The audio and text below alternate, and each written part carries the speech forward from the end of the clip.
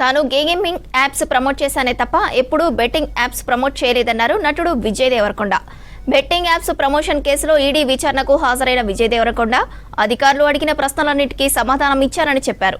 తన account details check చేశారని అన్నారు. ఈడీ విచారణకు పిలిచినంత మాత్రాన తప్పు చేసినట్లు కాదన్నారు దేవరకొండ. బెట్టింగ్ యాప్స్ ఇన్వెస్టిగేషన్ తప్పకుండా నడుస్తుంది. కానీ మనని పిలిచింది వాళ్ళకు కూడా తెలియదు మన పేరు ఎందుకు వచ్చిందో.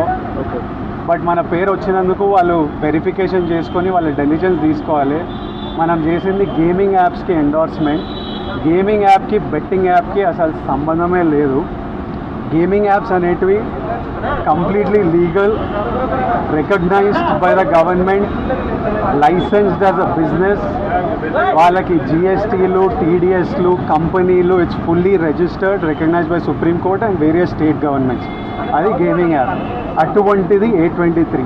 ఇప్పుడు క్విక్గా డౌట్ ఉన్న వాళ్ళకి క్విక్గా మీరు గూగుల్లోకి వెళ్ళి టాప్ గేమింగ్ యాప్స్ అని కొడితే కొన్ని వస్తాయి. A23తో సహా My11 Circle, Dream11, NPL, జుపీ ఇట్లాంటివి కొన్ని వస్తాయి. ఇవన్నీ రిజిస్టర్డ్ గేమింగ్ యాప్స్. ఇవన్నీ మన ఇండియన్ క్రికెట్ టీమ్కి స్పాన్సర్, మన ఇండియన్ ఒలింపిక్స్ టీమ్కి స్పాన్సర్, మన ఇండియా ఉమెన్స్ క్రికెట్ టీమ్కి స్పాన్సర్, IPLకి MPL ఒకదానికి official sponsor. These are completely legal entities.